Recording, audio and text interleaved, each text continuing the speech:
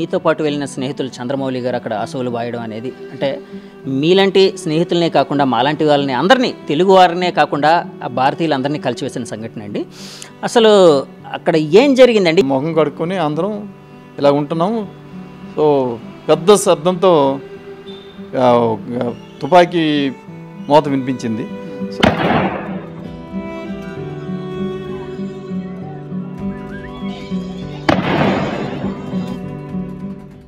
వాళ్ళు అంటే ఇస్లామిక్ కొన్ని ఫ్రేజెస్ చెప్పమన్నారని, వీడు హిందూయా ముస్లిమా అని చూసి కొట్టారు, నిర్ధారణ చేసుకుని హిందూస్నే కొట్టారు. వాళ్ళు హిందూస్నే కాల్చారు. మీ ప్రధాని మోడీకి వెళ్ళి చెప్పుకోండి అని అన్నారని కూడా అంటే కొన్ని వార్తలు అయితే వచ్చాయండి. అక్కడ బాధితులు మాత్రం చెప్పారు ఏంటంటే మీ మోడీతో చెప్పుకోండి అన్నారంట. ఇప్పుడు చంద్రమౌళి గారిని కాల్చినప్పుడు మీరు ఎదురుగా చూశారు అన్నారు కదా, అంటే అప్పటికే ఆ మైదాన ప్రాంతం మొత్తం కొంతమంది శరీరాలతో ఏమైనా పడిపోయి అలాగే ఏమైనా ఉందండి? దూరంగా ఒకటి మాత్రం చూశానండి, అంతే. ఒక ఆయన పడిపోయి ఉన్నారు, అంతే, అదొకటే చూశాను. అప్పుడే వాళ్ళకి టైం అయిపోతుందో ఏమిటో తెలియదండి. టక్కుమని అన్నారండి, నిమిషం ఒక్క సెకండ్ అండి ఇలాగ అన్నారు, ఇలాగ వచ్చేసారు.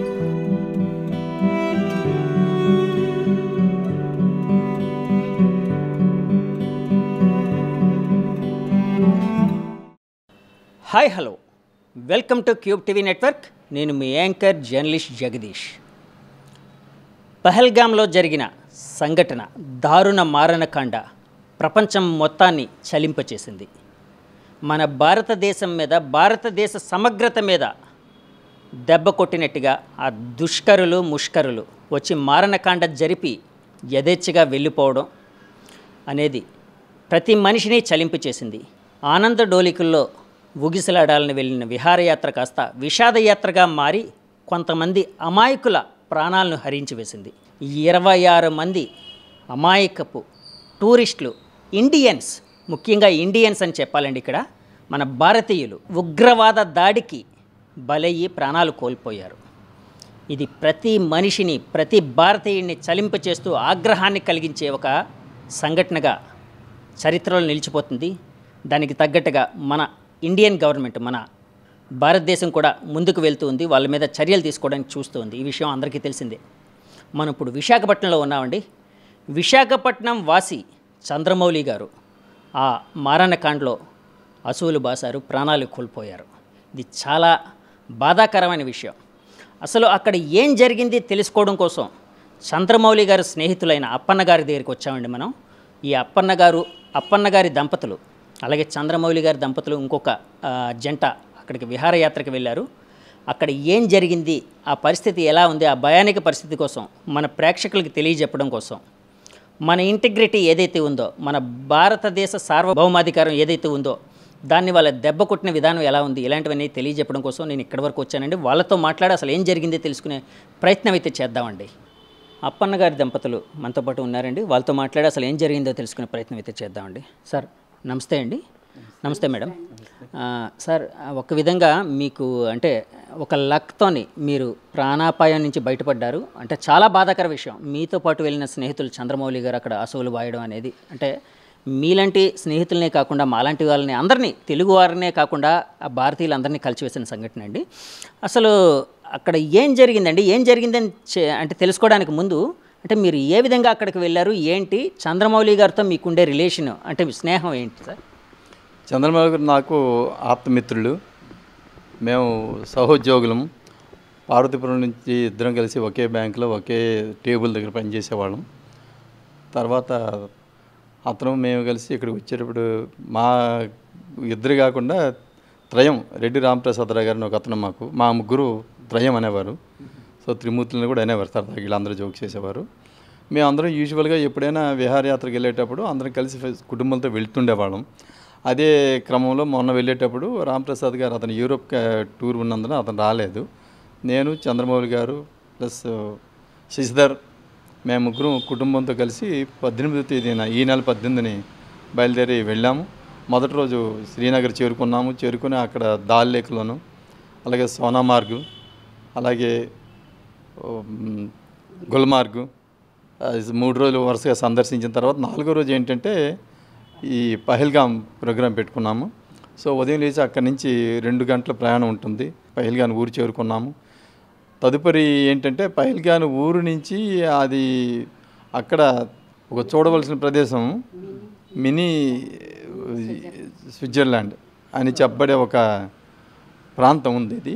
అది అందరూ యాత్రికులందరూ చూస్తుంటారు. సో మాకు కూడా చూద్దామని అనిపించిన తర్వాత అక్కడికి వెళ్ళాము. అక్కడ వెళ్ళిన తర్వాత అక్కడ నడిచి వెళ్ళే ఇది కూడా లేదు, ఏ రహదారి లేదు, ఒక్క గుర్రము ఎక్కే వెళ్ళాలి అది. సో ఆ విధంగా మేము 6గురం కూడా గుర్రాలని అద్దె తీసుకొని వెళ్ళాము. అది ఒక 6-7 కిలోమీటర్లు ఉంటుంది గుర్రం మార్గం.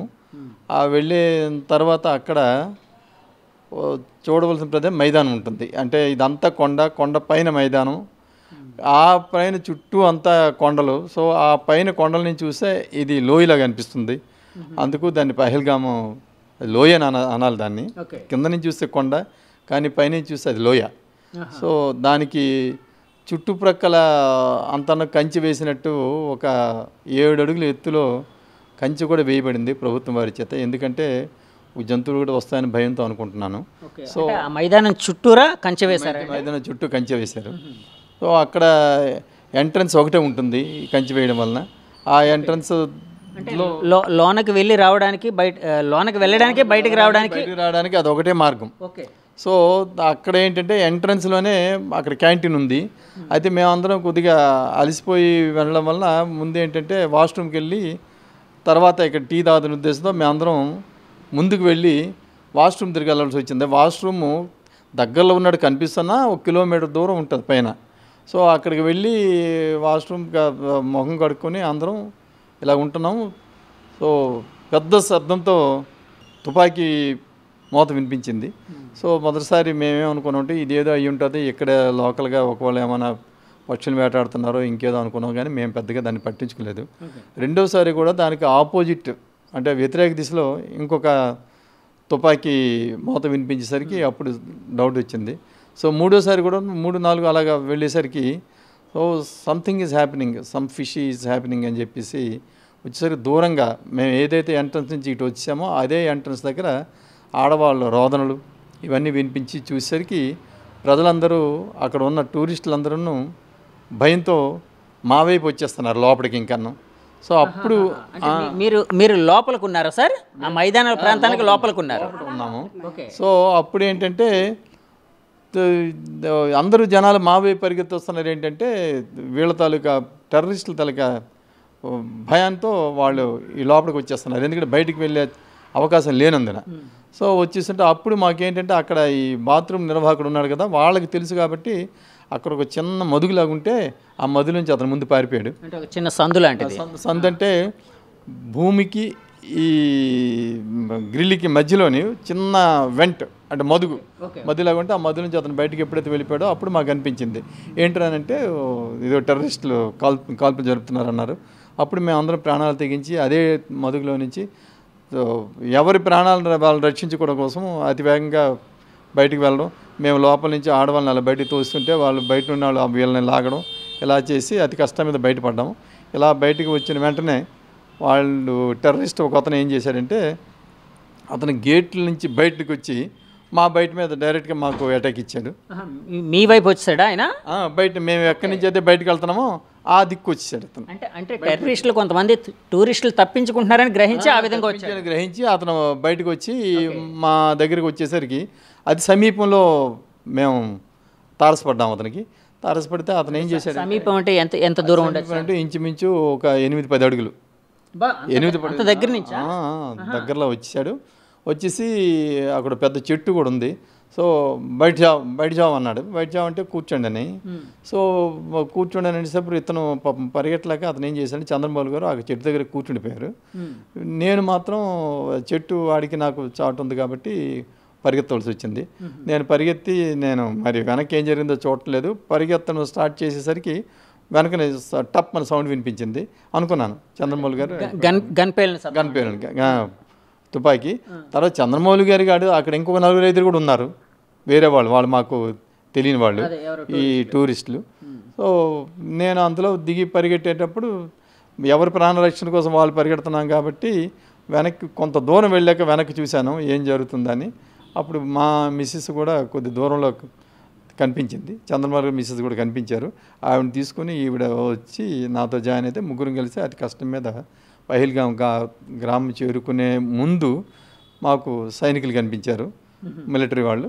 వీళ్ళు ఎక్కుతున్నారు. అప్పుడు కొండ ఎక్కేటప్పుడు వీళ్ళు ఏంటంటే మేము చూసి అమ్మటి వీళ్ళు కూడా టెర్రరిస్టులను భయపడ్డాం. మేము భయపడి సర్లే మరి ఇంకా ఎందుకు సార్ అంటే యాక్చువల్గా మిలిటరీ వాళ్ళు అనగానే డ్రెస్ కోడ్ ఇలాంటివన్నీ ఉంటాయి కదండి, AK-47 ఇలాగా మనం ఈ డ్రెస్లో వచ్చారు వాళ్ళు కూడాను. ఓకే, మిలిటరీ డ్రెస్లోనే టెర్రరిస్టులు కూడా వచ్చారు. అంటే వాళ్ళు ప్రీ ప్లాన్డ్గా అన్నీ చెయ్యాలని చెప్పి ఒక మిలిటరీ అని మిస్లీడ్ చేస్తూ వచ్చారనమాట. మిస్లీడ్ చేశారు. అందుకు మేమేంటంటే వీళ్ళని కూడా డిఫరెన్షియేట్ చేయలేపాము. వీళ్ళు కూడా వాళ్ళ వర్గానికి చెందిన వాళ్ళు ఏమన్నా భయపడితే వీళ్ళు లేదు అని చెప్పేసి బొట్టన వేలు చూపించి ఇలాగని చెప్పేసి అనేసరికి మా దగ్గరికి వచ్చిన తర్వాత మా కాన్ఫిడెన్స్ గెయిన్ చేసిన తర్వాత చెప్పండి అక్కడ ఏం జరిగింది అన్నారు. అప్పుడు మేము చూసింది జరిగింది చెప్పాక మీరేం వర్రీ అవ్వకండి, మేము డిఫెన్స్ వాళ్ళం, మేము వెళ్తున్నామని చెప్పేసి వాళ్ళు బయలుదేరి పైకి వెళ్ళారు. అది జరిగింది.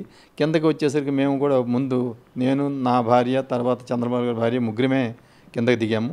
వేరే వైపు వాళ్ళిద్దరు దిగారు. వాళ్ళిద్దరూ కూడా అక్కడ అంబులెన్స్లో వెళ్ళి, ఎందుకంటే అందరికీ దెబ్బలు తేలేదు చిన్నవి. సో వాళ్ళు వెళ్ళి ఫస్ట్ ఎయిడ్ చేయించుకొని మా దగ్గరికి 2-3 గంటల తర్వాత చేరుకున్నారు. సార్ వాళ్ళిద్దరు అంటే ఇప్పుడు శశిధర్ అండ్ వాళ్ళ ఆవిడ సుమిత్ర. అంటే టోటల్గా 3 జంటలు వెళ్ళాయి. మేము 6 వెళ్ళాం కదా. సో ఇద్దరు అటు వెళ్ళిపోయారు, మేము 3 ఇటు వెళ్ళిపోయాము. చంద్రబాబు గారు మిస్సింగ్. అంటే కక్కా విక్కలం అయిపోయి ఇంకా పరిగెత్తాల్సి వచ్చింది. సో క్రిందకి వెళ్ళి చూసి మేము 3 ముందు కారులో కూర్చున్న తర్వాత ఒక 2-3 గంటల తర్వాత శశిధర్ అతను వాళ్ళ ఆవిడ కనిపించారు. మేము 5 ఉన్నాము, 6వ అతను రాలేదు. సో చనిపోయిన చంద్రబాబు గారి భార్యకి ఈ విషయం తెలియకూడదని చెప్పేసి ఉద్దేశంతో మేము మేనేజ్ చేయవలసి వచ్చింది. అంటే కాదు సార్, యాక్చువల్గా అప్పటికి అంటే మీరు పరిగెడుతూ ఉన్నారు, పరిగెట్టిన తర్వాత మీ మిస్సెస్ గారు తర్వాత చంద్రమౌళి గారు మిస్సెస్ గారు ఇలాంటి వాళ్ళందరూ కలిశారు. సో మీ వేరే ఫ్రెండ్స్ కూడా జాయిన్ అయ్యారు. సో ఒక దగ్గరికి వెళ్ళి తీరారు. అప్పటికే చంద్రమౌళి గారికి ఇలా జరిగిందని ఎలా తెలిసింది మీకు? మేము చూసి నేను చంద్రబాబు కలిసే కదా వెళ్తున్నాము కాబట్టి నేను ఇలా జరిగింది అలాగని చెప్పేసి నేను అతను చనిపోయారని మాత్రం నిర్ధారణకు రాలేదు. మేబీ ఆయన కాల్చి ఉండొచ్చు అని మీరు వచ్చాను అనుకున్నాను నేను. కానీ మా మిస్సెస్ నాకేం చెప్పిందంటే నేను చూశాను కాల్చేశారు, ఎందుకంటే నేను ముందున్నాను, తన కళ్ళెదురే జరిగిన విషయం అది. కాల్చేశారంటే నేనేం చెప్పానంటే ఈ విషయం చంద్రబాబు గారు భార్యకి చెప్తే మన ఎక్కడి నుంచి ఆయన తీసుకెళ్ళిన కష్టం వద్ది కాబట్టి అదే నీ వరకే ఉంచుకొని చెప్పి చెప్పాను అని చెప్పిన తర్వాత మేము 5 గంటలు దాటేంత కదా. 5 తర్వాత ఏమైందంటే అందరూ హాస్పిటల్కి రండి, అక్కడ గెస్ట్ హౌస్ ఏర్పాటు చేశాము, మీరు అక్కడ ఉన్న తర్వాత ఎవరెవరికి దెబ్బలు తేలేయో ఎవరెవరు చనిపోయారో అందరూ మీ విషయం చెప్తామనంటే మేము అక్కడికి గెస్ట్ హౌస్ దగ్గరికి వెళ్ళాము.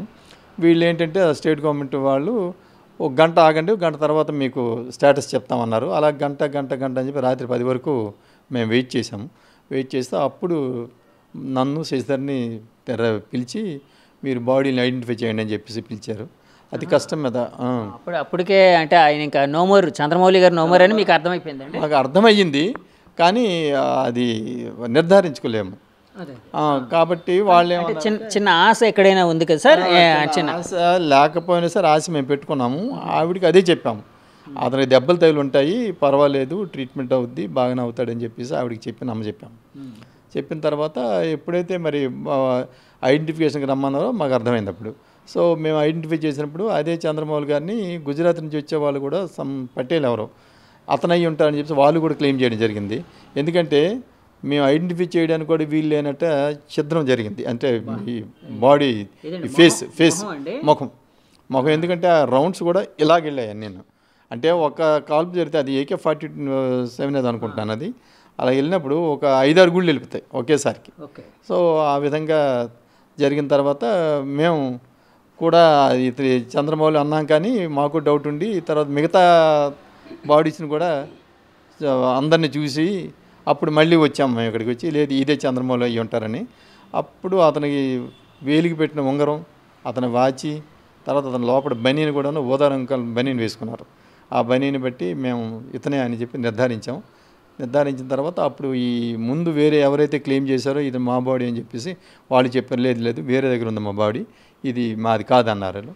అప్పుడు కన్ఫర్మ్ చేసుకున్నాక వాళ్ళు అక్కడి నుంచి అనంతనాగ్ హాస్పిటల్కి పోస్ట్ మార్టం తీసుకెళ్లారు. మేము ఆ రాత్రి మళ్ళీ వచ్చేసి శ్రీనగర్లో నైట్ హాల్ట్ చేయవలసి వచ్చింది. చేసిన తర్వాత మరుసనాడు బాడీని వాళ్ళే పంపించారు, ప్రభుత్వం వాళ్ళే.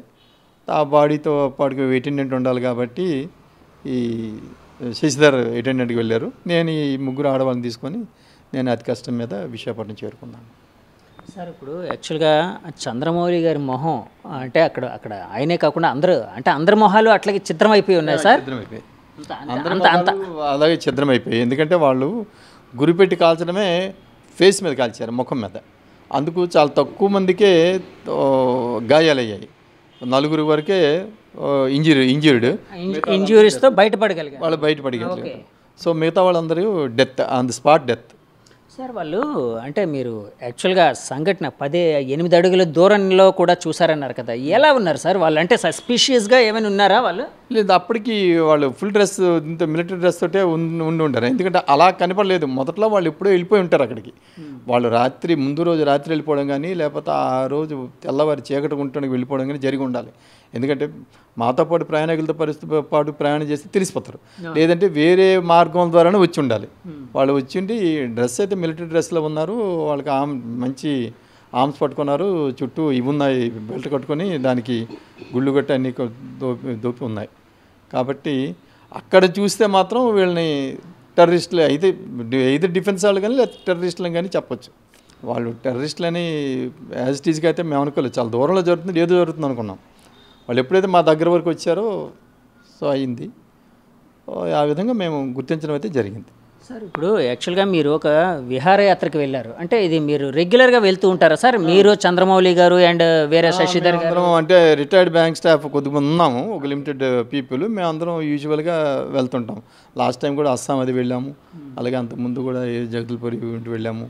ఇంకా అలాగా యాత్రలకి కానీ లేదా కొత్త ప్లేసెస్ కానీ వెళ్ళడం అనేది మాకు కొద్దిగా సరదా. అంటే రిటైర్ అయిపోయాము, అందరూ పిల్లలు ఎవరు మన వాళ్ళు సెటిల్ అయిపోయి ఉన్నారు కాబట్టి పర్వాలేదు అని చెప్పేసి ఉద్దేశంతో once in a year or once in 2 years we made it a practice to go out of the state. Sir ఇప్పుడు మీరు విహారయాత్రకు వెళ్ళారు అంటే అందరూ ఆనందంగా ఫోటోలు తీసుకోవడం లేకపోతే కబుర్లు చెప్పుకోవడం, ఇలాంటి పరిస్థితిలో ఆ గన్ షాట్ వినిపించింది అని అనగానే ఫస్ట్ మీరు ఏదో పెట్టలను కాలుస్తున్నారు, సంథింగ్ ఏదో అదర్ ప్రాక్టీస్ ఏదో అనుకున్నారు. కానీ ఎప్పుడైతే మీకు టెర్రరిస్ట్ అటాక్ అని తెలియగానే మీ మానసిక పరిస్థితి ఎలా ఉందండి? అంటే మానసిక పరిస్థితి అంటే మేము చూసేసరికి మైండ్ బ్లాంక్ అయిపోద్ది మాకు అసలు. ఎందుకంటే ఏం చేయడానికి కూడా అవకాశం లేదు అక్కడ. అందుకని చంద్రబాబు గారిని అనుకోవడం ఏంటంటే కూర్చోండి సరే అతను కూర్చుండిపోయారేమని అనుకుంటున్నాను. నేనేంటంటే ఎలాగో కూర్చునే కాల్ చేస్తాను, నిలబడి కాల్ చేస్తాను, ఆ మధ్యనకి ఎందుకు కూర్చోండి నేను పరిగెత్తాను. సో మిగతా వాళ్ళు కూడా డిఫరెంట్ డైరెక్షన్లో పెరిగేటారు కాబట్టి అందరూ సేవ్ అయ్యారు. అది కాక వాళ్ళు ఏంటంటే మరి ఆ తర్వాత మా వెనక పడలేదు. అంటే టార్గెట్ అప్పటికే 26 మంది చనిపోయారు కదా, ఇతను 26 కూడా. Last shot was Chandramouli. దాని తర్వాత మళ్ళీ కాల్పులు లేవు. అందుకు వాళ్ళు కూడా ఏంటంటే అక్కడతో ఆఫీస్ ఉంటారు అనుకోవడం. అందుకు మా వెనక కూడా వాళ్ళు పడలేదు. సో ఆ విధంగా మేము కూడా ఏమో ఇక్కడ పరిగెట్టడం వల్ల సేవ్ అయిపోయామని అనుకోని క్లెయిమ్ మాత్రం చేయలేము. అంటే వాళ్ళకి దొరికిన వాళ్ళు ఎవరైతే ఉన్నారో వాళ్ళని కాల్చేశారు. అయితే అక్కడ వాళ్ళు చిన్న డిస్క్రిప్షన్ ఏంటంటే ఆడవాళ్ళని మేము కాల్చం అన్నారంట. ఎందుకంటే ఆ దగ్గరలో వచ్చి ఉన్న వాళ్ళు చెప్పేమాట అది, ఆడవాళ్ళని చిన్నపిల్లల్ని కాల్చడం లేదు కాబట్టి మేము కాల్చమని అన్నారు. సార్ ఇప్పుడు యాక్చువల్గా ఇప్పుడు అది జరిగిన తర్వాత, సంఘటన జరిగిన తర్వాత చాలా కథనాలు అయితే వచ్చాయండి, మీడియాలో కూడా వచ్చాయి, అన్నింట్లో వచ్చాయి. సో వాళ్ళు అంటే మోకాళ్ళ మీద కూర్చోమని అన్నారని చెప్పి తర్వాత వాళ్ళు అంటే ఇస్లామిక్ కొన్ని ఫ్రేజెస్ చెప్పమన్నారని, అంటే ఇస్లాంని ఒప్పుకునే అదేదో ఉంటుంది, దాన్ని సంథింగ్ ఏదో అంటారు, అది నాకు ప్రాపర్గా వర్డ్ తెలీదు. ఇందులో ఏంటంటే మేము ఎంట్రన్స్ దగ్గర జరిగింది ఇది. ఫస్ట్ వాళ్ళు అక్కడి నుంచి స్టార్ట్ చేశారు, అక్కడ ఇవి జరిగాయంట వాళ్ళే చెప్తున్నారు. ఎందుకంటే వీళ్ళందరం కలిసి మళ్ళీ మేము గెస్ట్ హౌస్లో కలుసుకున్నాం, అక్కడ బాడీ ఐడెంటిఫికేషన్ దగ్గర ఇవన్నీ ఉన్నాయి కదా. వాళ్ళు చెప్పింది ఏంటంటే అక్కడ వీడు హిందూయా ముస్లిం అని చూసి కొట్టారు, నిర్ధారణ చేసుకుని హిందూస్ని కొట్టారు. ఒక ముస్లిం కూడా వచ్చి అదేంటారా ఇప్పుడు ఇది టూరిజం మీద మనం ఉన్నాం, వీళ్ళని ఇలా చేస్తే రేపు పొద్దున మనకి ఇబ్బంది అవుతుంది అన్నప్పుడే అతన్ని కూడా కాల్చేశారని విన్నాం మేము. అతను వాళ్ళతో అంటే అతను కూడా కాల్చేశారంట. ఒక ముస్లింని కూడా ఏంటంటే నువ్వు ఇలాగంటావా అని చెప్పేసి అతను కూడా కాల్చారు. కానీ యాక్చువల్గా ఏంటంటే వాళ్ళు హిందూస్నే కాల్చారు ఐడెంటిఫై చేసుకొని. అంటే కొన్ని కథనాల్లో అయితే అంటే అత్యంత దారుణంగా వాళ్ళు హిందువులా కాదా అని ఇది చేయడానికి బట్టలు విప్పడం కూడా జరిగిందని చెప్పి, అంటే మగవారు ఎవరైతే ఉన్నారో అంటే శుద్ధి చేయించుకున్నాడా లేదా అని చెప్పేసి కూడా నిర్ధారించుకున్నారని చెప్పేసి వాళ్ళు చెప్పగా మేము విన్నాం. ఎందుకంటే మేము డైరెక్ట్ దానికి లేము. ప్రాణభయంతో మీరు పరిగెడుతూ ఉన్నారు. పరిగెట్టడం కాదు, దాని ఎంట్రన్స్ నుంచి మేము చాలా దూరంగా ఉన్నాం. ఎందుకంటే మేము వాష్రూమ్ దగ్గరికి వచ్చాం కాబట్టి మిస్ అయ్యాం. అక్కడ టీ కాఫీ తాగి వెళ్దాం అనుకున్నాం.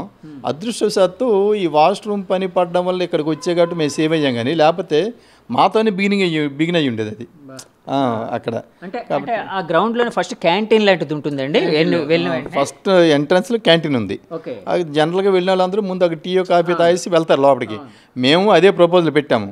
కానీ ఆడవాళ్ళు ఏంటంటే లేదు, ముందు బాత్రూమ్కి వెళ్ళి వచ్చి అటు నుంచి తాగుదాం, ఫోటోలు కూడా తీసుకోవడం ఇప్పుడు తర్వాత చేద్దాం, సో ముందు ఫ్రెష్ అప్ అవుదాం ఉద్దేశంతో అక్కడికి వెళ్ళడం వల్ల మేము సేవ్ అయ్యాం. లేకపోతే అందరం ముందు అక్కడి నుంచే ప్రారంభం అయితే ప్రారంభం మాత్రం అయ్యి ఉండేది అది. సార్ ఇప్పుడు అక్కడ అంటే మీరు వెళ్ళినప్పటికీ అంటే రమారమి ఎంతమంది ఉండొచ్చు అండి? ఒక 300 మంది టూరిస్టులు ఉన్నారు. సో 300 మంది ఎప్పుడైతే కాల్పులు ప్రారంభమయ్యాయో ఇంకా కకావిక్కలమయ్యి పరిగెడుతూ అంటే ప్రాణభయంతో ఒక రకమైన ప్యానిక్ సిచ్యుయేషన్ కదండి. ప్యానిక్ సిచ్యువేషన్తో ఎవరి ప్రాణాలను కాపాడుకుంటూ వాళ్ళే వాళ్ళ భార్యలను కానీ పిల్లల్ని కానీ చూడకుండా పరిగెత్తారు అందరూ. అయితే ముందే వాళ్ళని కాల్చారు కాబట్టి వాళ్ళ భార్యలు మాత్రం వాళ్ళు అక్కడే ఉండి కేకలు వేయడం మాత్రం వినిపించింది మాకు. మేము దూరంగా ఉన్నాం కాబట్టి ఎవరు మన వాళ్ళే పరిగెత్తాం. అంటే కేకలు అంటే రోదనలు అండి. రోదన ఏడుస్తూ మేము ఏంటి ఎక్కడికి వచ్చి ఏడుస్తున్నారు ఏంటి అని అనుకున్నాం. మేము మాకు కూడా తెలుసు. అప్పుడు మీరు ఏడుపు వినేటప్పుడు ఎక్కడున్నారండి మీరు? దూరంగా అదే వాష్రూమ్స్ అంటే ఎక్స్ట్రీమ్ అదర్ ఎండ్లో ఉన్నాం. అంటే ఎంట్రన్స్ ఒకటి ఉంది, ఎంట్రన్స్ కాకుండా దానికి ఆపోజిట్ అదర్ ఎండ్ చివరిలో మేము ఉన్నాం. అందుకు మాకు వాళ్ళ రోదనలు అంటే తెలిసి వినిపిస్తున్నాయి కానీ ఎందుకు రోధిస్తున్నారు ఏదని తెలియట్లేదు. తర్వాత ఎప్పుడైతే జనాలు కూడా మా వైపు పరిగెట్టుకు వస్తున్నారో అప్పుడు టెర్రరిస్టులు అన్నారు కాబట్టి పరిగెట్టి వస్తున్నారు. మేము పరిగెట్టడం ప్రారంభించాం. రోదనలు అంటే తమ ఎదురుగా అదేనండి తమ భర్తలు లేకపోతే పిల్లలు ఇలాంటి వాళ్ళే అంటే పెడబొబ్బులు పెడుతూ ఏడుపులు అంతే కదండి. ఎందుకంటే మీరు చాలా దూరంగా ఉన్నారన్నారు కదండి. అవును, అందుకనే రోదనలే అరణ్య రోదనలు వినిపిస్తున్నాయి మాకు. సో ఇక్కడికి వచ్చి ఏడుస్తున్నారేంట అని అనుకున్నాం కానీ ఎందుకు ఏడుస్తున్నారు కూడా మాకు కూడా తెలియదు కదా. సో ఎప్పుడైతే జనాలు కూడా పరిగెట్టుకుని మా వైపు పరిగెట్టి వస్తున్నారో అప్పుడు వీళ్ళని కూడా చూసాం. అంటే ఒకరిద్దరైతే కనిపించారు మాకు. ఒకరిది ఎప్పుడైతే బయటకు వచ్చాడో సో టెర్రరిస్టులు ఇక్కడ ఫైరింగ్ చేస్తానని నిర్ధారించుకొని మేము పరిగెట్టడం స్టార్ట్ చేసాం. సార్ అది అంటే మీరు యాక్చువల్గా వాళ్ళు ఐడెంటిఫై చేసే అంటే వాళ్ళు హిందూ అంటే మతాన్ని ఏ మతం అనే దాన్ని ఐడెంటిఫై చేసుకొని హిందూ అయితేనే కాల్చడం జరిగిందని చెప్పి చాలామంది చెప్పారని అన్నారు కదా సార్. ఇదంతా ఎవరు చెప్పారండి అక్కడ? అంటే మిగతా ప్రాణభయంతో ముందు కొంతమందిని వాళ్ళు కాల్చారు కదా, కాల్చినప్పుడు అప్పుడు వాళ్ళతో సంభాషణ చేశారంట. వాళ్ళు సంభాషణ చేసినప్పుడు అప్పుడు ఏంటంటే ఇది హిందూ ముస్లిమా పేరు అడిగి అడ్రస్లు కూడా అంటే చూసి ఐడెంటిటీ కూడా చూశారట. అంటే ఆధార్ కార్డులు కూడా చూశారని నేను విన్నాను వాళ్ళు చెప్పాగా. ఎందుకంటే మేమందరం మళ్ళీ అక్కడ గెస్ట్ హౌస్లో కలుసుకున్నాం కదా, హాస్పిటల్ దగ్గర కలుసుకున్న తర్వాత వాళ్ళు చెప్పిన విషయం ఏంటంటే ఆ ఐడెంటిటీ చూసుకొని కాల్చారని. సార్ ఇప్పుడు యాక్చువల్గా మీకు చంద్రమౌళి గారికి చాలా స్నేహం ఉంది, కలిసి పనిచేశారు ఒక 30 ఏళ్ళుగా అండి. 30 ఏళ్ళుగా మాకు పరిచయం, స్నేహితులు. సో అంటే యాక్చువల్గా ఎక్కడైనా కూడా మనం ఒక ఆనందంగా అలా వెళ్ళిన దగ్గర ఇలాంటివి జరగడమే ఒక ప్యానిక్ సిచ్యుయేషన్. ఇందాక మీరు అన్నట్టు బ్లాంక్ అయిపోయింది అన్నారు. సో మీతో పాటు వెళ్ళిన ఒక వ్యక్తి అట్లా ప్రాణాలు కోల్పోయారు అనగానే మీ మానసిక పరిస్థితి ఏంటి సార్? అంటే వర్ణించడానికి వీలు కాదండి అది. మేము ఇప్పుడు ఏం చెప్తాము, మేము ఇక్కడికి 6 వచ్చాము, 5 వెళ్తున్నామంటే మా దురదృష్టం అనుకుంటున్నాం. తర్వాత ఈ విషయం ఆవిడికి కూడా తెలియజేయడానికి మాకు ధైర్యం చాలలేదు. సో ఇది ఎలా విశాఖపట్నం వెళ్ళే వరకు ఆవిడికి చెప్పకుండా రహస్యంగా ఉంచి అక్కడ చెప్పాలి. అలాగని చెప్పేసి పూర్తిగా చెప్పకపోతే అవ్వదు, వాళ్ళ బంధువర్గానికి ముందు చెప్పాలి. ఎందుకంటే వాళ్ళ పిల్లలు గట్రా అమెరికాలో ఉన్నారు కాబట్టి వాళ్ళిద్దరూ రావాలనుకుంటే ముందు చెప్పకపోతే వాళ్ళకి అవ్వదు.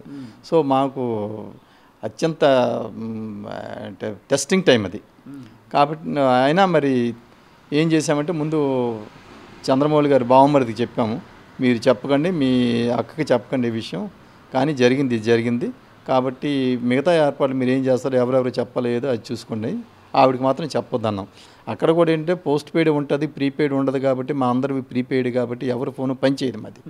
అందువల్ల మేము ఢిల్లీ వచ్చే వరకు మా ఫోన్లు ఏవి పని చేయలేదు. ఢిల్లీ వచ్చాక ఆవిడేంటంటే వాట్సాప్ ఓపెన్ చేసి చూసేసరికి ఆవిడే ఫస్ట్ చూసింది. అంటే మీడియాలో వచ్చినవన్నీ అందులో ఉన్నాయి. సో విశాఖపట్నం వాసి దుర్మరణం టెర్రరిస్టుల కాల్పులని ఉండేసరికి ఆవిడ చూపించి ఇదిగో ఇలా ఉన్నదని చెప్పేసి వాడు ఫెయింట్ అయిపోయారు, పడిపోతే అక్కడ అదృష్టవశాత్తు 2 డాక్టర్లు ఉన్నారు కాబట్టి వాళ్ళిద్దరూ కొద్దిగా ఫస్ట్ ఎయిడ్ చేసి ఆ తర్వాత మాకు కొద్దిగా ప్రయారిటీ ఇచ్చేసి చెక్ ఇన్ అంతా అయింది. సార్ ఇప్పుడు మీరు ఆల్మోస్ట్ ఒక 60 ఏళ్ళు క్రాస్ అయిన సీనియర్ సిటిజన్, 65 70 ఏళ్ళు అనుకోండి. అంటే మీ జీవితంలో ఎప్పుడైనా ఇలాంటివి ఎప్పుడైనా విన్నారా సార్? అంటే మన దేశంలో ఉంటూ మన దేశంలోనే ఇట్లా ఇంత దారుణంగా జరిగిన సంఘటనలు. అంటే టూరిస్టుల మీద, ప్రజానీకాని మీద, పబ్లిక్ మీద ఇలాంటి ఇంతవరకు జరిగే మాత్రం లేదు నేను వినడం వరకు అయితే. ఇది ఫస్ట్ టైంలో వాళ్ళు అంటున్నారు ఇలా చేయడం తప్పుని వాళ్ళు అంటున్నారు. అక్కడ ఉన్న ముస్లిం సమాజం కూడా ఇలా చేయకూడదు తప్పని అంటున్నారు. అందరూ మొత్తం ప్రపంచం యావత్తు చెప్తున్నది ఇది చేసిన తప్పు, చేయకూడదు, అమాయకులను బలికొన్నారు అనేసి. దీనికి మరి ప్రతీకారం అంటే మరి ప్రభుత్వం వారే చేయాలి తప్ప మరి వ్యక్తిగతంగా ఎవరు ఏమి చేయలేనిది. చూడాలి, మరి వేచి చూడాలి ఏం జరుగుతుందో. సార్ ఇప్పుడు తర్వాత అంటే మీరు ఆ ఫొటోస్ అవి పరిగెడుతూ ఉండేటప్పుడు వెనక్కి తిరిగి చూడడం ఇలాంటివి ఏమైనా అంటే జరిగినప్పుడు అక్కడ పరిస్థితులు అంటే వెనక ఏదైనా జరుగుతుందేమో అనే దాంతో చూసిన సంఘటనలు అంటే చూసినప్పుడు అక్కడ పరిస్థితి ఎలా ఉంది సార్? అంటే పడిపోతూ ఉన్నారా? ఏం లేదండి, అది కొండ దిగడం, కొండ ఎక్కడం కన్నా దిగడం చాలా ప్రమాదకరం, కష్టమైన పని. సో ఆ దిగేటప్పుడు కూడా అక్కడేంటి సెలయేళ్ళు, చిన్న చిన్న సెలయేళ్ళు, రాళ్ళు, రప్పలు, ఎక్కడ ఏది త్రావు అంటూ కనిపించదు. ఎందుకంటే త్రావు నలిగి ఉండదు కదా, కాబట్టి త్రావు ఉండదు. నెక్స్ట్ వెళుతున్నాం కూడా గమ్యస్థానం వైపు మేము కరెక్ట్గా వెళ్తున్నామా లేకపోతే మధ్యలోకి వెళ్ళిపోతున్నామా కూడా మాకు తెలియదు.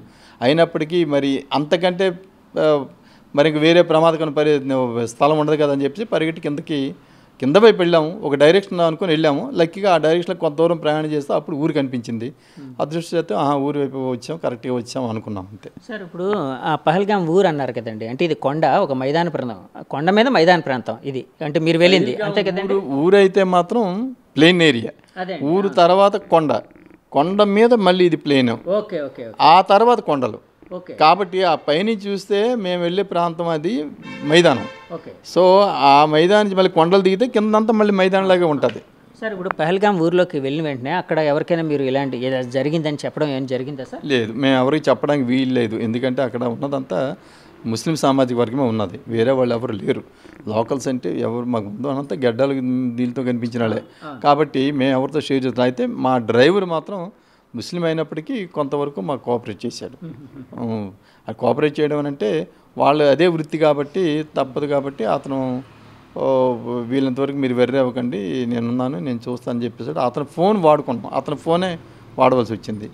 అతని ఫోన్ నుంచి ఎవరికి చెప్పారు సార్? ఎవరికి కాల్ చేశారు మీరు? అంటే కమ్యూనికేషన్ ఇప్పుడు రెండో అతను మాకు కనపడలేదు, కానీ అక్కడ వాళ్ళ ఫోన్ పనిచేయదు కాబట్టి అతను చేయడం. అలాగే మేము ఇంకా వేరే వాళ్ళకి ఎవరికైనా చేయవలసి వస్తే అతను ఫోన్ వాడుకోవడం తప్ప మరి ఇంకేం లేదు. చంద్రమౌళి గారి ఫోన్కి మీరు చంద్రమౌళి గారి ఫోన్కి ట్రై చేసాము. ఎందుకంటే అతని దగ్గరే పోస్ట్ పెయిడ్ ఉంది కాబట్టి అది రింగ్ అవుతుంది కానీ ఎవరు తీయట్లేదు దాన్ని. ఫోన్ రింగ్ అవుతుందండి. రింగ్ అవుతుంది. ముందు కొంతసేపు వరకు అయితే రింగ్ కూడా అవ్వలేదు, ఆ తర్వాత రింగ్ అవుతుంది కానీ అది తీయలేదు. తీయపోసిన మాకు మరి కమ్యూనికేషన్ అయితే లేదు. అతని నుంచి మాకు ఏ రకమైన కమ్యూనికేషన్ లేకుండా ఉంది. తర్వాత ఏంటంటే పోలీసులు నెక్స్ట్ అక్కడ కమాండెంట్ ఫోన్ చేసి, అంటే నెక్స్ట్ డే కాక ఆ నెక్స్ట్ డే నాకు చెప్పింది ఏంటంటే అతని వస్తువులన్నీ మా దగ్గర ఉన్నాయి, ఉంగరము, వాచి, 2 సెల్ ఫోన్లు, ఒక చైను ఉన్నాయి, అతని ఐడి కార్డు అడ్రస్ పెట్టినట్టయితే మేము పంపిస్తామండి అని అన్నారు. యాక్చువల్గా అది ఒక రకమైన అంటే మారణకాండ. మానసికంగా బయటపడడం అనేది చాలా చాలా కష్టమైన విషయం. సో అందులోంచి బయటపడడానికి అంటే ఇప్పుడు ఆల్మోస్ట్ జరిగి కొద్ది రోజులైంది. సో అంటే అలాంటివి ఏవైనా మీరు అంటే వినేటప్పుడు అంటే ఒక సగటు ఇండియన్గా మీ ఫీలింగ్ ఏంటి సార్? అంటే సగటు భారతీయునిగా మరింకేం లేదు, ఇలాంటి పునరావృతం కాకుండా చూసుకోవాలి బాధ్యత అయితే అందరికీ ఉంది. మన దేశంలో రాజకీయ దౌర్బల్యం ఏంటంటే మంచిని మంచి, చెడుని చెడు కూడా అనే పార్టీలు లేవు. పంచతరాహిత్యంగా కూడా ప్రవర్తించే పార్టీలు ఉన్నాయి. ఇలాంటి జాతీయ సమగ్రతను అవసరం అనుకున్న పరిస్థితుల్లో కూడా రాజకీయ పార్టీలు వాటి తాలూకా రాజకీయాలు చేస్తున్నాయి తప్ప ఒక తాటికి రావటం లేనందుకు నేను చాలా బాధపడుతున్నాను. అవి అంటే మనాళ్ళు పొలిటీషియన్స్ తప్ప స్టేట్స్మెన్ కారు. అంటే వీళ్ళకి ఎంతసేపు వాళ్ళ రాజకీయ పార్టీ ఇదే తప్ప దేశ తాలూకా సమగ్రత కానీ దేశం తాలూకా శ్రేయస్సు కానీ గుర్తించడం లేదని అనుకుంటున్నాను. ఎప్పటికీ కూడా మనకు స్వతంత్రం వచ్చింది కానీ స్వతంత్రంగా ఆలోచించే శక్తి ఇంకా రాలేదు ప్రజలకైనా. అంటే ప్రజలకి, నాయకులకి, చాలామంది నాయకులు వాళ్ళు ఏంటి మాట్లాడుతున్నారు, పిచ్చి కూడా మాట్లాడుతున్నారు. దీంట్లో కూడాను ఈ నెగోషియేట్ చేయాలంటారు, దీంతో కూడా మన తప్పు ఉందేమో చూడండి అంటారు, మనం వెళ్ళకూడదు అంటారు. వెళ్ళకూడదు ఇవన్నీ చెప్పడం ఏంటండి? వెళ్ళిన తర్వాత జరిగింది కాబట్టి ఏమొచ్చి ఉంచాలి? వెళ్ళకూడదు, వెళ్ళకూడదు, వెళ్ళారు, చూశారు, ఎన్నాళ్ళు జరిగింది. వెళ్ళిన తర్వాత నెక్స్ట్ ఏంటి చేయాలి అనేది ఆలోచించాలి తప్ప మనం చేసిన తప్పు ఎంతసేపు అంటే ఉన్న ప్రభుత్వాన్ని నిందించడం తప్పు అనేది టూరిస్టుల వైపు ఉందన్నట్టు మాట్లాడుతున్నారు. అది చాలా అంటే టూరిస్టులు వెళ్ళకూడదు, అక్కడ సెక్యూరిటీ లేదు, ఈ తర్వాత కమ్యూనికేషన్ లేదు, ఇవన్నీ అంటే మరి ఇన్నాళ్ళు జరుగుతున్నాయి అనుకున్నాం. మేము కూడా ఏంటంటే ముందులో జరిగినకి ఏమి జరగలేదు కదా, ఆ ముందు ఎంత గత 20 ఏళ్ళుగా జరుగుతుంది, ఏం అవ్వలేదు కదా అక్కడ. కాబట్టి మేము వెళ్ళడం కూడా జరిగింది. తర్వాత అది స్వతంత్ర భారతదేశమే కదా, మన దేశం, మన భారతదేశం కదా, మన దేశం కదా. మన దేశం వెళ్ళడానికి మనం భయపడుతున్నాం అంటే మరి ఇంకెక్కడ మనకి రాజ్యాంగ రక్షణ ఉంది మనకి. కాబట్టి అది కాదు నాయకులు చెప్పాల్సింది. నాయకులు చెప్పకపోతే మీరు ఏ ప్రదేశానికైనా నిర్భయంగా వెళ్ళొచ్చు, తిరిగి రావచ్చు, అంతా మనదే దేశం అని చెప్పగల నాయకుడు కావాలి. కానీ మీరు అలా చేయకూడదు, ఇలాగ చేయకూడదు, మేమే దేశద్రోహం చేసి లేదే. నిజంగా చెప్పాలంటే ఇలా మాట్లాడుతున్న వాళ్ళు దేశద్రోహం చేస్తున్నారు. వాళ్ళు ఇప్పుడు ఏంటంటే ఒక త్రాటి మీదకి రావాలి. ఇప్పుడు జరిగింది ఇక్కడ యాక్చువల్గా చెప్పాలనుకుంటే ఇస్లామిక్ ఇది హిందూయిజం మీద పడింది, అది వదిలేశారు. అది వదిలేసి వాళ్ళని ఏమి అనలేక ఇది వచ్చి వాళ్ళ తప్పు వీళ్ళ తప్పు అని అనడం అనేది సరైనది కాదు. సార్ ఇప్పుడు మీరు అన్నారు కదా ఇస్లాం అంటే హిందువులను ఐడెంటిఫై చేసి చంపడం అనేది, అంటే ఆ ఉగ్రవాదులు ఎవరైతే ఉన్నారో, కానీ అక్కడ కొన్ని ఎగ్జాంపుల్స్ కూడా ఆ మధ్య వచ్చాయి సార్. అంటే ఒక అతను మీరు అన్నట్టు ఇందాక మీ డ్రైవర్ బీయింగ్ ఏ ముస్లిం అయినా కూడా మిమ్మల్ని రక్షించడానికి ట్రై చేయడం, కొంతమంది మీకు సపోర్ట్ చేయడం. అలాగే ఆ మధ్య ఒకటి చూశాను, ఒక న్యూస్ ఐటమ్ ఒకటి చూశాను, ఒక వ్యక్తి పిల్లల్ని తన భుజాల మీదకి ఎక్కించుకొని కొంత దూరం పరిగెట్టి వాళ్ళు పహల్గామ్ గ్రామం దగ్గర వదిలేసి మళ్ళీ ఫ్యామిలీని రక్షించాడు, అతను కూడా ముస్లిం ఇలా అని. అంటే ఇలాంటివి చూసినప్పుడు మీకేమనిపిస్తుంది? లేదు, వాళ్ళలో కూడా మానవతావాదులు ఉన్నారు. కానీ ఎక్కువగా మన దేశంలో ఉన్న దౌర్భాగ్యం ఏంటంటే స్వదేశంలో ఉండి స్వదేశ హాని తలపెట్టి స్వదేశాన్ని అంటే నాశనం కోరుకునే వాళ్ళు ఎక్కువ మంది ఉన్నారు. పాకిస్తాన్కి చెయ్యి, పాకిస్తాన్ ఇది ఇండియా అని నిందించడం ఇదంతా దేశద్రోహం. అది నిజంగా వాళ్ళ వల్లే చాలా ప్రమాదకరమైన పరిస్థితిలో ఉన్నాం మనం ఇప్పుడు. మనం చెప్పేది ఏంటంటే ముస్లిమ్స్ అందరూ వ్యతిరేకం కాదు, ముస్లిమ్స్లో కూడా హిందూ అంటే భారతదేశ ముస్లిమ్స్ వాళ్ళు వేరు.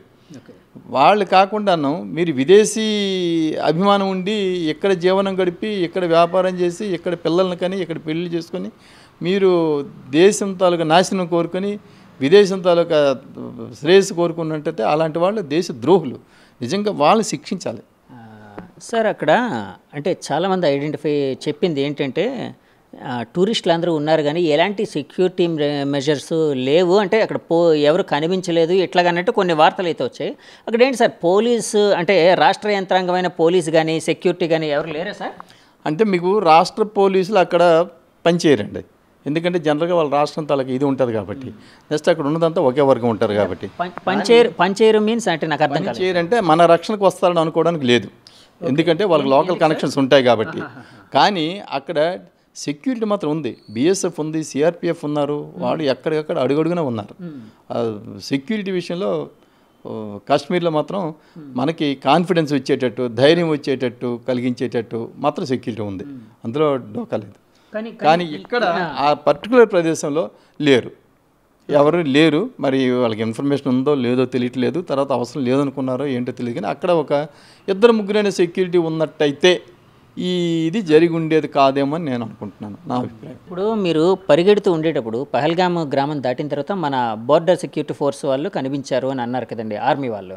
సో ఆర్మీ వాళ్ళు కనిపిస్తే మీరు కొంత అంటే వాళ్ళు సస్పిషియస్గా అంటే మీకుండే పూర్వానుభవంతో వాళ్ళు కూడా ఒకవేళ అవతల వ్యక్తులేమో అన్నట్టు మీరు కొంచెం డౌట్ ఫీల్ అయ్యారు. తర్వాత వాళ్ళు కాదు అని చెప్పినప్పుడు వాళ్ళు అంటే ఏ లాంగ్వేజ్లో మాట్లాడారు, ఏమన్నారు సార్ వాళ్ళు? వాళ్ళంతా హిందీ భాష మాట్లాడారు. అంటే నాకు కూడా హిందీ వచ్చు కాబట్టి నేను అంటే ఈజీగానే వాళ్ళతో కలవగలిగాను, విషయాలన్నీ చెప్పగలిగాను. వాళ్ళు కూడా నాతో అంటే మేము ఫలానా అండి, మీరేం భయపడాల్సిన పని లేదు అనే ధైర్యం అయితే ఇచ్చే మాట్లాడారు. వాళ్ళ అంటే బిహేవియర్ కానీ వాళ్ళ మాటలు కానీ అన్నీ అంటే నాకు నేను spent there in the Hindi area for 3 years కాబట్టి నాకు ఆ ప్రాబ్లం లేదు. కాబట్టి వాళ్ళు కాన్ఫిడెంట్ బిల్డింగ్ మెజర్స్ మాత్రం తీసుకున్నారు. అలాగే మేము కూడాను అక్కడ ఏం జరిగిందా అన్నది ఇప్పుడు మీకు చెప్పినట్టే చెప్పగలిగాము. వాళ్ళు కావాల్సిన క్లూస్ ఇన్ఫర్మేషన్ అంతా అడిగారు ఈ విషయాల గురించి. మాకు తెలిసినంత వరకు చెప్పాము, వాళ్ళు వెళ్ళారు. కానీ ఆ తర్వాత ఇమ్మీడియట్గా మాకు తెలిసిందంటే 2 టెర్రరిస్టులని కాల్చారని విన్నాం. మరి అవునా కాదో తెలియదు. కాదు సార్, ఇప్పుడు ఇలాంటి ఉగ్రవాదులు అంటే మీకే అంటే ఎందుకంటే బాధితులు, మీరు సంఘటన స్వయంగా అనుభవించిన వాళ్ళు, మీ సన్నిహితుడిని కోల్పోయిన వాళ్ళని ఎలా శిక్షించాలన్నది మీ ఇది. వాళ్ళని స్పేర్ చేయకూడదండి. నిజంగా వాళ్ళు దొరికినట్టు ఉరిశిక్ష కన్నా తక్కువ శిక్ష వేయకూడదు వాళ్ళకి. వాళ్ళు ఉరిశిక్ష వేసినా తక్కువే.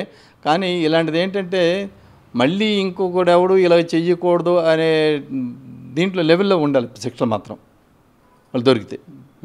దానికి అయితే మన న్యాయ వ్యవస్థ కూడా కుంటుపడింది. అంటే మీరు కూడా లా ప్రాక్టీస్ చేస్తున్నాను, అందుకే మీకు చెప్తున్నాను. మనం delayed justice is denied justice. ఎలాగైందంటే అప్పుడెప్పుడో ఒక దేశద్రోహి దొరికితే వాడి శిక్ష 24 సంవత్సరాలు పట్టింది మనకి. అలాంటి న్యాయ వ్యవస్థ అంటే న్యాయ వ్యవస్థలో తప్పో తెలీదు, మన ప్రజల్లో ఇది తప్పో తెలియదు. కానీ సో అది కూడా ఒక విధంగా చెప్పాలంటే ఒక కారణం ఈ రెచ్చిపోవడానికి. ఎందుకంటే దొరికిన అంటే శిక్షార్హులు కూడా తగిన సమయంలో శిక్షలు పట్టడం లేదు. అధిక మొత్తంలో ఫీజులు తీసుకుని వాదించే పెద్ద పెద్ద లాయర్లు కూడా ఉన్నారు. వాళ్ళు రాజ్యసభ సభ్యులు లేకపోతే లోక్సభ సభ్యులు, అలాంటి వాళ్ళు లా ప్రాక్టీస్ చేస్తూ వాళ్ళు కూడా వీళ్ళ తరపున వాదకాలతో తీసుకొని వాదించిన దేశం మన దేశం. ఉగ్రవాదుల తరపున కూడా వాదించే హిందువులు ఉన్న దేశం మన దేశం. అది కాబట్టి మనకి ఎక్కడో శత్రువులు లేరు. ఆయన ఎవరో చెప్పినట్టు హిందువులే శత్రువులు. కాబట్టి ఏదో ఒక రోజుకి అంటే నేను ఇప్పుడున్న పరిస్థితుల ప్రకారం అయినట్టయితే హిందువులకు మనుగడ లేదు. ఇదే కానీ కంటిన్యూ అయినట్టయితే, ఇప్పుడు సరైన యాక్షన్ కానీ తీసుకోకపోయినట్టయితే ఇస్లామిక్ దేశం ఎంతో దూరంలో లేదు భారతదేశానికి, అంటే నా పర్సనల్ ఒపీనియన్. చాలామంది ఇప్పుడు ఏమంటున్నారంటే పాకిస్తాన్ దాయత్ దేశం ఏదైతే ఉందో వాళ్ళ ద్వారా ఇది ఎంత జరిగింది కాబట్టి ఆ దేశం మీద యుద్ధం చేయాలి, వాళ్ళని ఎలాగైనా ఓడించాలి, వాళ్ళకి గట్టిగా బుద్ధి చెప్పాలంటున్నారు. అంటే యుద్ధం జరిగితే బాగుండు అని అనుకుంటున్నారా మీరు? మంచిది అనుకుంటున్నారా? అంటే యుద్ధం చేయాలని నేను కోరుకోవట్లేదు. ఎందుకంటే యుద్ధం జరిగితే దాని పర్యవసానం అందరికీ సమానంగా ఉంటుంది. వాళ్ళకి ఎంత నష్టం జరుగుతుంది, మనకి అంత నష్టం జరగవచ్చు. కానీ యుద్ధము కాకుండా కూడా అంటే యుద్ధమనే కాకుండా అదర్ మెజర్స్ కూడా తీసుకోవాలి. ఏది తీసుకోకపోతే చేతకంతనం అయిపోద్ది. ఇది మొదటిసారి కాదు, ఇలాంటివన్నీ జరుగుతున్నాయి, ఇకపైన ఫ్రీక్వెంట్గా జరుగుతాయి. ఇలాగైతే ఇప్పుడు మనం లైటర్ వైన్లో వదిలేస్తే వాళ్ళు ఈజీగా జరుగుతాయి. తర్వాత మనకి సర్వసత్తాక ప్రజాతంత్రం ఎక్కడుందండి? సర్వసత్తాక అంటే మన ఇండిపెండెంట్ అని ఎక్కడున్నది? మనం we are at the mercy of some other country, some other people. అలా బ్రతకడం అది అంటే భారతదేశ ఇది కాదు. ఇది మనం స్వతంత్రంగా బ్రతకగలిగే రోజైతే లేదు, కనపట్టలేదు నాకు. అంటే ఇందాకలా ఒక మాట అన్నారు, అంటే మెర్సీ వేరే వాళ్ళ మెర్సీతో పాటు అంటే ఎవరి మెర్సీతో మనం అంటే పాకిస్తాన్ మెర్సీతో బ్రతికినట్టు అవుతుంది అలాంటప్పుడు. కాబట్టి దీనికి రియాక్షన్ అయితే ఉండాలి.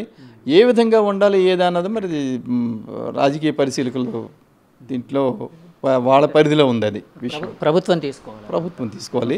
దానికి అపోజిషన్ పార్టీస్ కూడా సహకరించాలి. ఇప్పుడు ఎందుకంటే ఏది యునానిమిటీ రాదు. యునానిమిటీ కాకపోయినా అట్లీస్ట్ మ్యాక్సిమం యునానిమిటీ వరకు రావాలి. నెక్స్ట్ మన వాదన ఎలాగుంటుందంటే వాదన కోసం వాదన చేసే ఇది ఉంటుంది. ఆ ధోరణి పోవాలి మన రాజకీయ నాయకులకు కూడా. మన రాజకీయ నాయకులు కూడా ఓటు బ్యాంకు ఓటు కోసం చూసుకుంటున్నారు తప్ప వాళ్ళు తమ ఉనికిని కానీ తమ దేశం ఉనికిని కానీ ప్రజల తలకు శ్రేయస్సు కానీ గురించి పట్టించుకోవటం లేదో అనిపిస్తుంది ఒకసారి. మేడం, ఇప్పుడు కాల్పుల శబ్దం వినగానే మీకు ఏమనిపించిందండి? అక్కడ ముందు కాల్పులు అవి కాదు కానండి, కాశ్మీర్ అంటేనే చాలా మంచి ప్రదేశం అండి. అది చూడడానికి చాలా భూతల స్వర్గం అండి. అది చాలామంది చూడవలసిన ప్రదేశము. మేము చూసి ఎంజాయ్ చేసాం కూడా అండి 3 రోజులు. మా పిల్లలకి కూడా ఫోటోలు పెడితే నెక్స్ట్ టైం కాశ్మీర్ వెళ్తున్నాం అన్నారండి. అది అంత సుందరమైన ప్రదేశం, ప్రకృతి సౌందర్యం అండి. అటువంటి సౌందర్యాన్ని నిజంగాను ఆ భారతదేశం అది తెచ్చుకోవడానికి మనం గర్వించదగిన ప్లేస్ అండి అది. ఆ ప్లేస్ని కూడా చూడలేకుండా చేస్తున్నారండి. అది దేని వలన అన్నది మరి ఉగ్రవాదుల వలన ఎవరో తెలియదు కానండి స్వేచ్ఛగా వెళ్ళలేకపోతున్నామండి. కాశ్మీర్ అన్న స్వేచ్ఛగా వెళ్ళి ఆ ప్లేస్లన్నీ చూస్తే మాత్రం చాలా ఇదండి, ప్రపంచానికే మంచి ఇదండి. ఆ టెర్రరిస్టుల వలన మనం చూడలేకపోతున్నామండి. చాలా మంచి ప్రదేశం, మేము చాలా ఎంజాయ్ చేసామండి. ఇప్పుడు ప్రపంచానికి అంతటికి అది చాలా మంచిది, మన భారతదేశానికి గర్వించదగిన ప్లేస్ అండి అది. మణిహారం అంటారు కదండి, కాశ్మీర్ అనేది భారతదేశానికి ఒక మణిహారం, భూతల స్వర్గం అండి. అందరూ 3 రోజుల నుండి చాలా ఎంజాయ్ చేసి మేము నెక్స్ట్ టైం వెళ్తాం అని అన్నారండి. 4వది పహల్గాం వెళ్ళామండి. వెళ్ళేటప్పటికి అందరూ ఇంకా ఇదైపోయారండి. మేడం, ఇప్పుడు యాక్చువల్గా మీరు చాలా ఆనందంగా హ్యాపీగా గడుపుతూ చాలా హ్యాపీగా ఉండే సమయంలో ఈ కాల్పుల శబ్దం ఇలాంటివి ఒక అంటే టెర్రరిస్ట్ అటాక్ అని మీకు తెలియగానే ఏమనిపించింది మేడం? అది టెర్రరిస్ట్ అనుకోలేదండి, మామూలుగా అతను కూడాను గ్రీన్ షర్ట్ వేసుకొచ్చారండి. అది టెర్రరిస్ట్ అదే అంటే సెక్యూరిటీ డ్రెస్సేనండి. సెక్యూరిటీ వాళ్ళకి డిజైన్ ఉంటుంది, ఏంది ప్లెయిన్ అండి, అలాంటి గన్నేనండి. పరిగెత్తి వస్తున్నారండి. ఆయన పరిగెత్తుతుంటే ఎక్కడ సెక్యూరిటీ ఎక్కడ, నేను సెక్యూరిటీ వాళ్ళేమో అనుకున్నాను కానీ టెర్రరిస్ట్ అనుకోలేదు. అతను సెక్యూరిటీ వాళ్ళేమో అనుకుని అలా చూస్తున్నానండి. ఈ లోపేమో లేదు పరిగెత్తాలి అనేటప్పటికి అందరం బాత్రూమ్ వెనకతలు పరిగెత్తామండి. అక్కడ ఒక 50 మందిలా ఉన్నామండి. ఒక 50-60 మందిలా ఉండేటప్పటికి అందులోంచి ఒకరండి లేదు పరిగెత్తాలి, చెట్టు వెనకతలు దాక్కోవాలి అన్నారండి. చెట్టు వెనకతలు ఎందుకు దాక్కోవాలి అంటే వాళ్ళకి తెలియకుండా చెట్టు వెనకతలు దాక్కోవాలన్నారు. ఈ లోపేమో చెట్టు వెనకతలు దాక్కోవాలంటే మాకు కొంచెం ఒక 7 కొంచెం అంటే హైట్ మీద అన్నమాట చెట్లు ఉన్నాయి. ఈ లోపేమో చెట్టుకి వెళ్ళాలంటే పెన్షన్ దాటాలండి. ఆ పెన్షన్లో దాటాలంటే ఆడవాళ్ళం లేదండి, ఒక కుక్క వెళ్ళినంత ఉందండి, అంత ఉందండి. ఆ పెన్షన్లో పాము పాకుతాం చూడండి, అలా పాకామండి. అలా ప్రాకుతుంటే మగవాళ్ళు ప్రాకుతుంటే వెనక అట్నుండి ఏమో లాగుతున్నారండి, ఇలా అవతలకి వెళ్ళిన వాళ్ళు లాగుతున్నారండి. ఆ లాగేటప్పుడు మాకు ఇవన్నీ పట్టేస్తున్నాయండి. మాకు పట్టేస్తుంటే అవతల వాళ్ళు లాగుతున్నారు, మేము ఒకరికొకరు అలా సహాయం చేసుకొని లాగేటప్పటికి వాడు మొత్తం ఇలా లాగుతున్నాం కదండి, వాడు అక్కడి నుండి గమనించాడండి. ఎవరైతే పరిగెట్టుకొని వచ్చాడో గమనించాడు, పరిగెత్తి రాలేదండి, అతను టెర్రరిస్ట్ అని ముందు అనుకోలేదు నేను. అటు నుండి మేము ఇటు నుండి అతి కష్టం మీద వెళుతుంటే అతను ఏంటంటే మరి నేను అనుకోవడం ఏంటంటే తీగి దాటి వచ్చారేమో, తిన్నగా వచ్చి అక్కడ నిలబడిపోయారండి. మీ ఎదురుగా అండి? ఎదరంగానండి, ఎదరంగా నిలబడిపోయారండి. నిలబడిపోయేటప్పటికి పరిగెత్తామండి. పరిగెత్తేటప్పటికి ఫస్ట్ మౌళి గారు, ఆ తర్వాత మావారు, ఆ తర్వాత నేను శశిధర్ వాళ్ళ ఆవిడ, మేము కొంచెం దూరం వెళ్ళామండి. ఫస్ట్ ఎక్కడైతే చెట్టు ఉందో ఆ చెట్టు దగ్గర మౌళి గారు ఉండిపోయారు. పరిగెట్టలేక అలసిపోయి అంటే అది అనుకోవచ్చు, లేదంటే ఫస్ట్ ఏ చెట్టు అయితే అది దాని దగ్గరే ఉండిపోతారు కదా, ఆధారం ఎక్కడ దొరికిందో అక్కడ ఉండిపోయారు. ఆయన దొరికిపోయారు. మా వారేమో పక్కనేమో ఏం చేశారంటే అమ్మ కూర్చుంటే ఏంటని మా వారే పరిగెత్తారండి. పరిగెత్తేటప్పటికి మౌళి గారు వెనకనే వాడు వచ్చాడండి.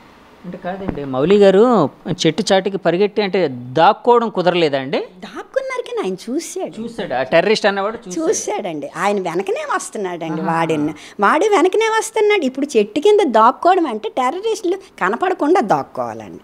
ఆయన ఏంటంటే చూస్తూ దాక్కున్నారండి. చూస్తూ దాక్కుండేసరికి ఈయన ఎడం వైపు చెట్టుకి వెళ్ళారు, ఆడు కుడి వైపు చెట్టుకి వెళ్ళిపోయాడు. చెట్టు ఎలా ఉంది, ఈయన ఇలా తిరిగారు, ఆడ అలా తిరిగారు, వచ్చేసాడండి. మేము ఒక 6 అడుగులు కొంచెం ఎత్తుగా మేము 6 అడుగుల దూరంలో మేము ఉన్నామండి. అప్పటికి మీరు చెట్ల చాట్లో దాగున్నారండి? మేము లేవండి, ఆడవాళ్ళని కాల్చడానికి మేము మగవాళ్ళే. అప్పటికి ఆడవాళ్ళని కాల్చట్లేదని మీకు అంటే తెలియదు కదా, అంటే ప్రాణభయంతో పరిగెడుతున్నారు అంటే మరి మేము ఇంకేం చేయలేమండి. అంతకన్నా మేము ఇంకా మాకు ఇవన్నీ నొప్పులు, దానివల్ల ఇంక ఏదైతే అదే అని చెప్పేసి అలా నిలబడిపోయామండి. నిలబడిపోయి అలా చూస్తున్నాము. చూసేటప్పటికి ఆయన ఏంటంటే మౌళి గారి దగ్గర నిల్చున్నాడు. ఏంటి బయట అన్నాడండి. బయట అంటే కూర్చున్నాడండి. నేనేంటంటే రక్షిస్తాడు గంసని అలా చూస్తున్నానండి.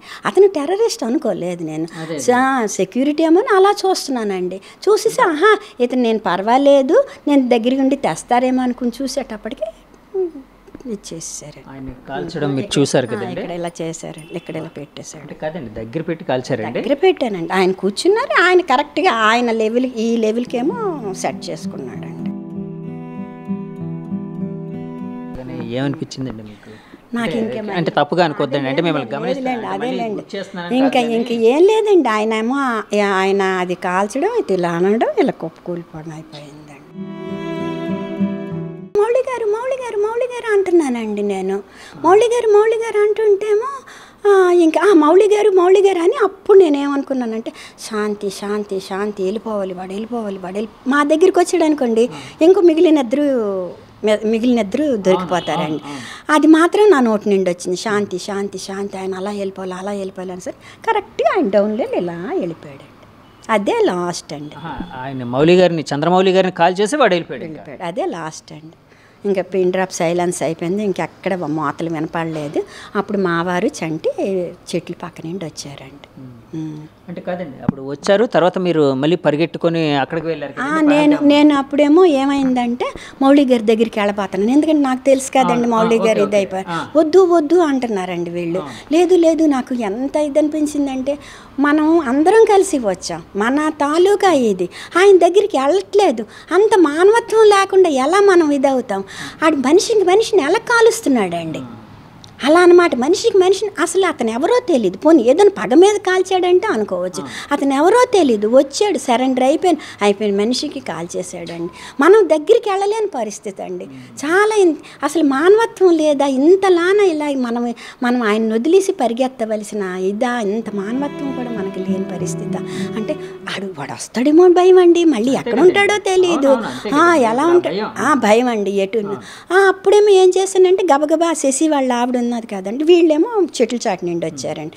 శశి వాళ్ళ ఆయన థర్డ్ పర్సన్ థర్డ్ వచ్చారండి. వచ్చేసరికి వాళ్ళ ఆయన అప్పు అనమాట. అప్పటికి ఇంకా ఆ అప్పు దగ్గర పరిగెట్టేటప్పటికి నేను కూడా ఈవిని అనమాట, ఈ వాళ్ళ ఆవిడని గబగబా పరిగెత్తించి, చంద్రమౌళి గారు మిస్సెస్ లేరండి ఇంకా అప్పుడు, శశిధర్ వాళ్ళ మిస్సెస్ అండి, నేను ఆమె ఉన్నాము. గబగబా పరిగెత్తి ఆ శశిధర్ చేతిలో వాళ్ళ ఆవిడ చేయిని పెట్టేసి మీరు పరిగెత్తండి అన్నాను.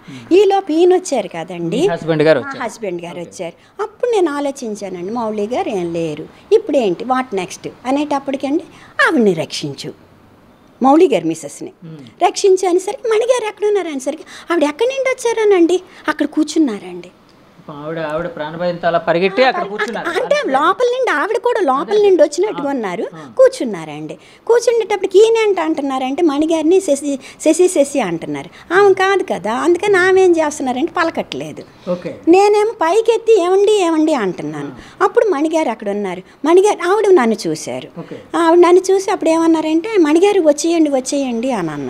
అప్పుడు ఈయన నన్ను చూశారు. అప్పుడు ఈయన చేయి నేను, నా చేయి మణిగారు పెట్టుకుని పైకి ఎక్కామండి. ముందు పైకి ఎక్కామండి, పై తర్వాత కిందకి దిగాలండి.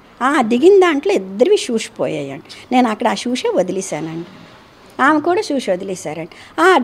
డౌన్కి వెళ్ళాలి. డౌన్కి వెళ్తే బురద తప్పిపోతున్నామండి, చిన్న ముక్కలండి, రాళ్ళండి. కానీ ప్రాణభయం అవేమీ మాకు తెలియలేదండి. అది అయిపోయిన తర్వాత ఒకసారి ఆమె పడిపోయారండి, ఒకసారి నేను పడిపోయానండి. పడిపోయిన తర్వాత ఒక్క టైంలోనండి పైకి వెళ్ళి డౌన్కి రావాలండి. ఇంకా శశి నేను మరి ఇచ్చేయలేనని ఆవిడ జారుడు బాల జారిసినట్టు జారేశారండి. మన చంద్రమౌళి గారు మిస్సెస్ అలా జారుకుంటూ వెళ్ళిపోయారు. అప్పుడు అంటున్నారండి శశి ఈయన లేరు ఈయన ఎక్కడున్నారు అని అంటే, ఈలోపేమో మంచు కరిగి వరద వస్తుంది కదండి, ఆ వరద ఏమో మధ్యలో ఉందండి. వరద వస్తుందండి, అది మొత్తం ఇదేంటిదంటే మంచు కరిగి ఒక సెలయేర్ లాగా వస్తుందండి. అది ఒక్కొక్క దగ్గర ఉధృతంగా ఉందండి, ఒక్కొక్క దగ్గర తేలిగ్గా ఉందండి. ఆ సెలయేరికి శశి వాళ్ళ ఆవిడ ఇటు వెళ్ళిపోయారు, నేను ఈయన మా మణిగారు ఇటు వెళ్ళిపోయామండి. మా వెనక ఒక వృద్ధ దంపతులు ఉన్నారండి, 80 సంవత్సరాల వాళ్ళు ఇద్దరు, వాళ్ళు కూడా మా వెనక పరిగెడుతున్నారు. శశి వాళ్ళ వెనకాతలో ఒక ఇద్దరు యంగునండి భార్య భర్తలు, వాళ్ళు 5 అటు, మేము 5 ఇటు, వాగుకటు ఇటు అయిపోయామండి.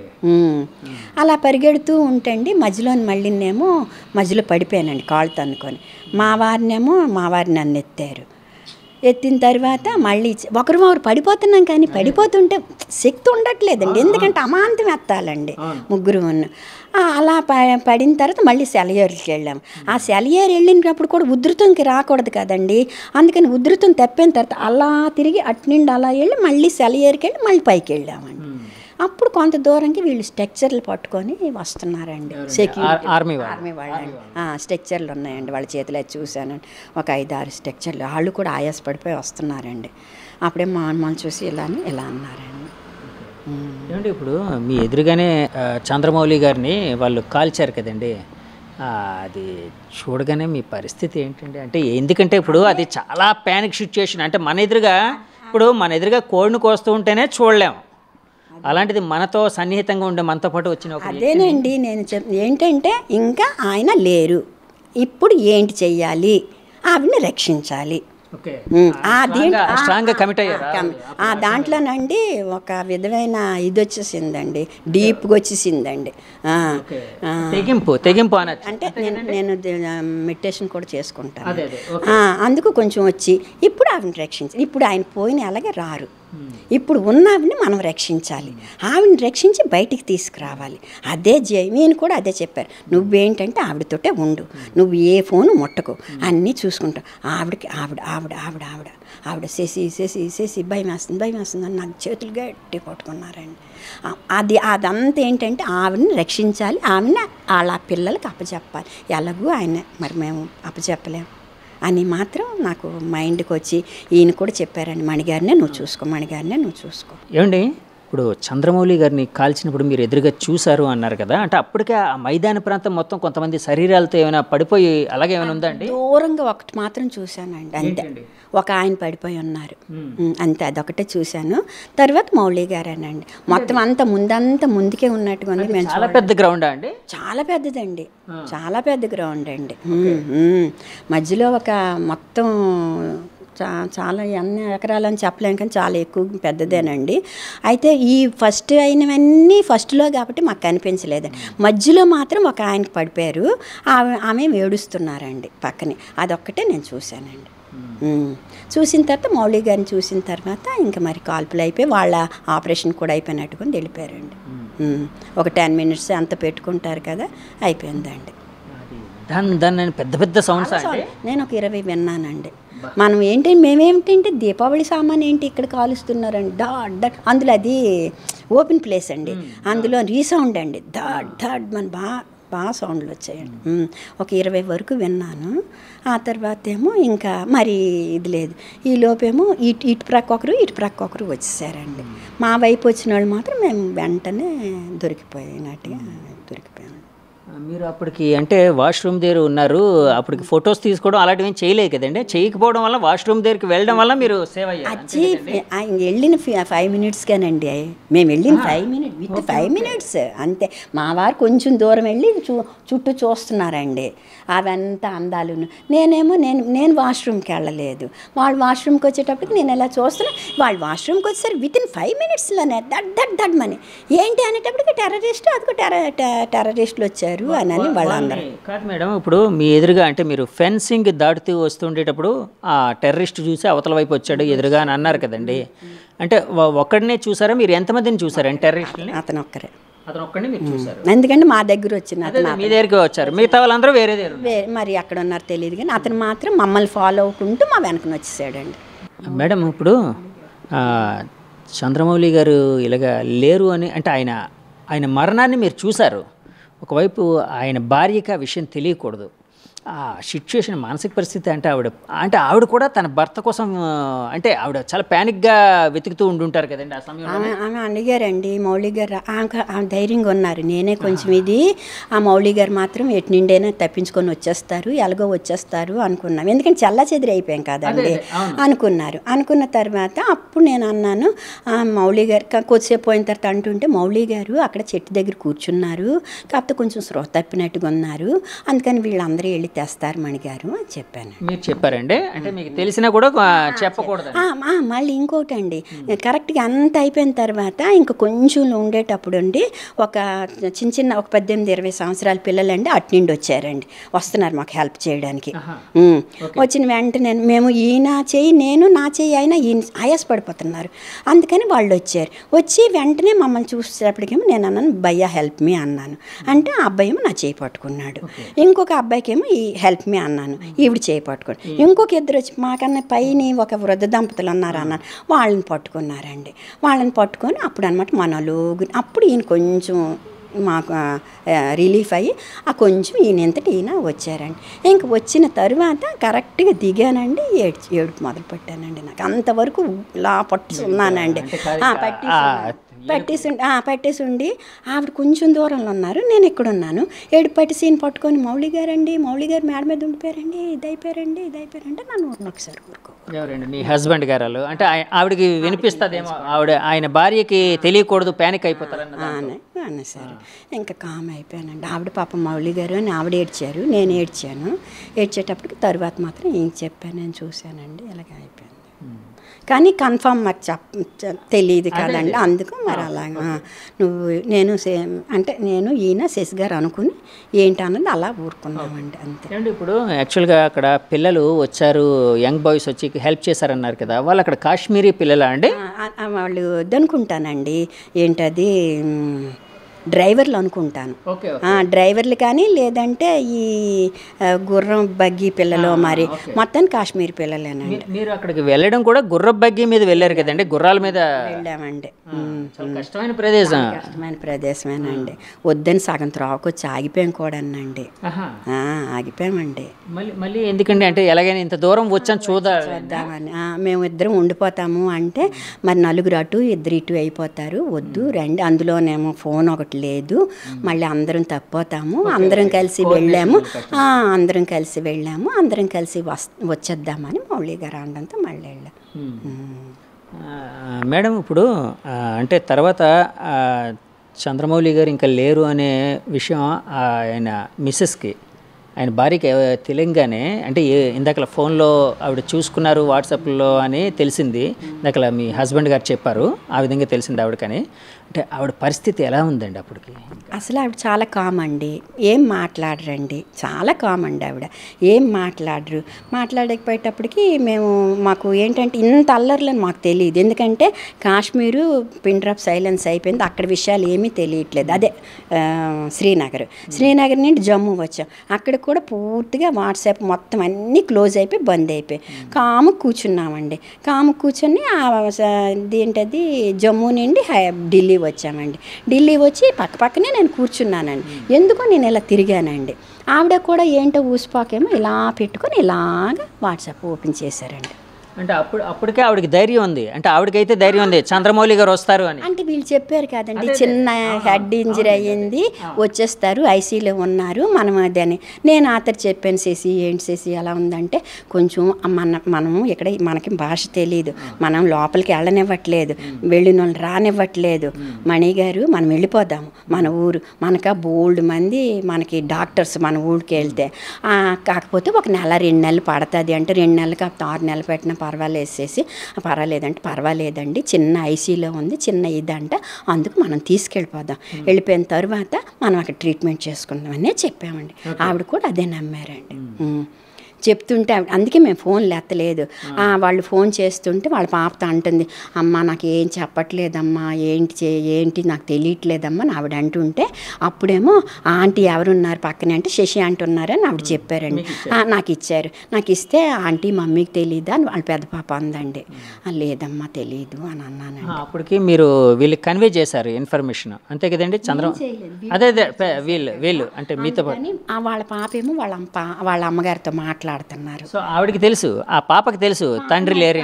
తెలుసో మరి తెలియదు కానీ ఆంటీ తెలుసా మమ్మీకి చెప్పారా అని అడిగా.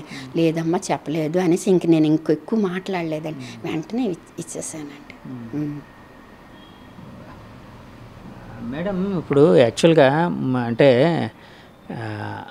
స్త్రీలు చాలా బ్రాడర్గా ఆలోచిస్తారని చెప్తూ ఉంటారండి, ఎందుకంటే కుటుంబం అంటే దేశంతో సమానం. సో కుటుంబాన్ని మేనేజ్ చేసేవాళ్ళు దేశాన్ని కూడా మేనేజ్ చేయగలుగుతారని చెప్తూ ఉంటారు.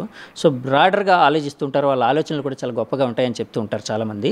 సో మీరు నిజంగా అలాంటి అంటే మీకు తెలిసి ఎప్పుడు అలాంటి సంఘటనలు ఎప్పుడు వినలేదు కదండి? వార్తల్లోనే ఉన్నామండి, మేమే ఒక వార్త అవుతామని మాత్రం మేము ఎప్పుడూ అనుకోలేదండి. వార్తల్లో అక్కడ ఉన్నారు, ఎక్కడున్నారు ఉగ్రవాదులు అనుకున్నారు, కానీ మేము వార్త అవుతాం అనుకోలేదండి అసలు. ఇప్పుడైనా ఇదే చెప్తున్నామండి, ఏంటంటే మనము స్వేచ్ఛగా మా వారు చెప్పినట్టుగా స్వేచ్ఛగా మన దేశాన్ని మనం స్వేచ్ఛగా చూసుకోకపోతే ఇంకెందుకండి. అమెరికా వెళ్తాం ఓహో అంటాం, ఆస్ట్రేలియా వెళ్తాం ఓహో అంటాం, ఇది వెళ్తాం ఓహో అంటాం. మన దేశంలో బోల్డ్ వింత వింత ఇవన్నీ ఉన్నాయండి. అన్నీ మనం చూసుకోవాలండి. ఆ చూసుకోవడానికి టెర్రరిస్టులు అంటే యావత్ ప్రపంచం మన దేశంని రావాలండి. ఆ టెర్రరిస్టులని రూపుమాపితే మన దేశం బాగుంటుందని నేను అనుకుంటాను. అదండి, ఇప్పటికీ అది చేస్తున్నారండి మోదీ గారు, కానీ మరి ఇంకా చెయ్యాలేమో మరి నాకైతే మాత్రం అంత ఐడియా ఇది లేదండి. మేడం మీరు అంటే చంద్రమౌళి గారిని ఎదురుగా కూర్చోమండం అదంతా చూశారు కదా, అంటే ప్రత్యక్ష సాక్షి మీరు, అంటే మీ వాళ్ళు పరిగెడుతూ అంటే కొంచెం ముందున్నా మీరు చూశారు కదా, అంటే వాళ్ళు చంద్రమౌళి గారు ఆధార్ కార్డు తీసుకోవడం అలాంటివి ఏమైనా జరిగాయండి? అలాంటివి ఏమైనా చూసారండి? అసలు ఏమీ లేదండి, ఏం లేదండి. అసలు నిలబడ్డారండి బయట, అంటే బయట కూర్చుండిపోయాడండి. కూర్చున్న వెంటనే అసలు ఇంకొక వర్డ్ మాట్లాడలేదండి.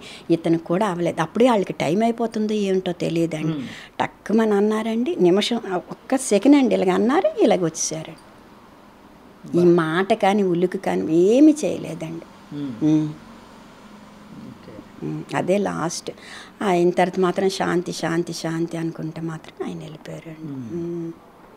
మరి ఎవరెవరి దగ్గర ఏమేమి అన్నారో తెలియదు, కానీ అంత టైం లేదండి. ఎందుకంటే అతను పిట్టలాగా కుందేలాగా దొరికిపోయారండి. ఇంకా ఎవరి ప్రాణాలను వాళ్ళు రక్షించుకోవాలని భయంతో పరిగెడతాం, అతను దొరికిపోయారు. ఇంకొక మాట లేదండి, ఇంకా మాట లేదు. కూర్చున్నారు, ఇచ్చేసారు, వెళ్ళిపోయాడు అంతే. వెళ్ళిపోయేటప్పుడు అదే ఇంకొక శశిధర్ తాలూకా ఫోను పడిపోయిందండి. ముందు మావారండి, మావారి తర్వాత నేనండి, నా తర్వాత శశిధర్ వాళ్ళ ఆవిడండి, ఆ తర్వాత శశిధర్ అండి, ఆ తర్వాత మౌళి గారి తర్వాత వాళ్ళ ఆవిడండి. ఈ శశిధర్ ఫోన్ పడిపోవడం శశిధర్ వాళ్ళ ఆవిడ అది మౌళి గారి ఫోన్ అనుకొని మౌళి గారికి ఇచ్చిందంటండి. అందుకు మౌళి గారి దగ్గర ఇప్పుడు 2 ఫోన్లు ఉన్నాయండి. అప్పుడు తర్వాత శశిధర్ చూసుకొని నా ఫోన్ లేదు అని అన్నారు. ఈవిడ అంటుంది, అయితే ఇది మీ ఫోనా, నేను మౌళి గారికి ఇచ్చానండి. మౌళి గారు ఇలా వంగుంటాం కదా, పడిపోయిందండి. అయితే అది నేను మౌళి గారికి ఇచ్చాను, అది మీ ఫోన్ అనుకోలేదు అనేసాను. అందుకు ఇప్పుడు మౌళి గారు 2 ఫోన్లు అని చెప్పారు కదండి, జేబులో 2 ఫోన్లు ఉన్నాయి, ఉంగరం పంపిస్తానని వాళ్ళు ఇచ్చేస్తారు. అది అందులో ఒకటి శశిధర్ గారి ఫోన్. మేడం అంటే యాక్చువల్గా ఇలాంటి సంఘటనలు జరిగిన తర్వాత, కానీ మీ ఎదురుగా జరిగిన తర్వాత ఏంటండి మీ అంటే మానసికంగా, అంటే మీరు మెడిటేషన్ ఇలాంటివి చేస్తారు కాబట్టి చాలా స్ట్రాంగ్గా ఉన్నారన్నారు. ఆ ట్రామా అంటారు, అంటే ఒక రకమైన అది నేను 2 రోజుల వరకు ఆ ట్రాన్స్మిషన్ ఏంటో అంటారు చూడండి, ఒకలాంటిది అయిపోయిందండి. ఇంకా మరి నాకు ఇంకేమీ లేదండి. అంటే ఏడుస్తున్నాను కానీ ఒకలాంటి దీంట్లోకి వెళ్ళిపోయి మొత్తిస్తారు చూడండి, అలా మత్తులో ఉండి ఆవిడని రక్షించాలి, ఇంటికి వెళ్ళిపోవాలి అని. ఇక ఇప్పుడు నిన్నటి నుండి కొంచెం ఇచ్చేసి ఒళ్ళంతా నొప్పులు, సూదులతో పొడిచినట్టుగా ఇదంతా.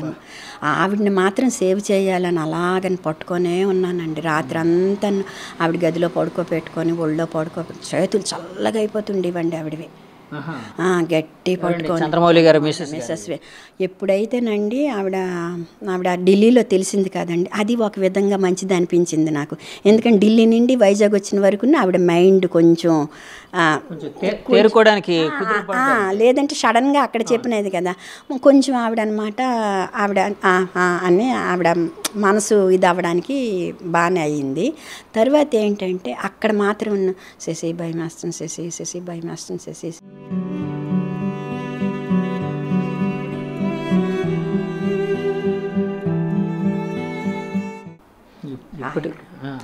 అమ్మ ఏంటంటే వాట్సాప్ చూసారండి. వాట్సాప్ చూసేసరికి వరుస ఎలా వచ్చేస్తున్నాయండి. వచ్చేసరికి శశి ఇదేటిది విశాఖ ఏంటది విశాఖవాసి దుర్మరణం, ఇదేటిది నేను చచ్చిపోతాను పెయింట్ అయిపోయారండి. పెయింట్ అయిపోయారు. వెంటనే కొంచెం నీళ్ళేమో కొట్టానండి. నీళ్ళు కొట్టిన తర్వాత కూర్చున్న తర్వాత పడుకోపెట్టమన్నారండి. పడుకోపెట్టమనేసరికి అక్కడ ఏమీ లేవు. లేకపోతే ఏమో చున్నీ లేదండి, ఢిల్లీలో అండి, ఢిల్లీ ఎయిర్పోర్ట్లో ఈ చున్నీ తీసి వేసి ఆవిడని పడుకోబెడితే అప్పుడు 2 డాక్టర్లు వచ్చారండి. 2 డాక్టర్లు వచ్చి ఆవిడ కాళ్ళు ఎత్తిపెట్టి గట్టిగా ఇచ్చేసి ఇలా కట్టి కొంచెం నీళ్ళేమో వేస్తే అప్పుడు కొట్టకేస్తారు అమ్మాయి అనుకుని డాక్టర్లు మరేం పర్వాలేదు ఆవిడతో మాట్లాడించండి అని చెప్పేసి వెళ్ళిపోయారు.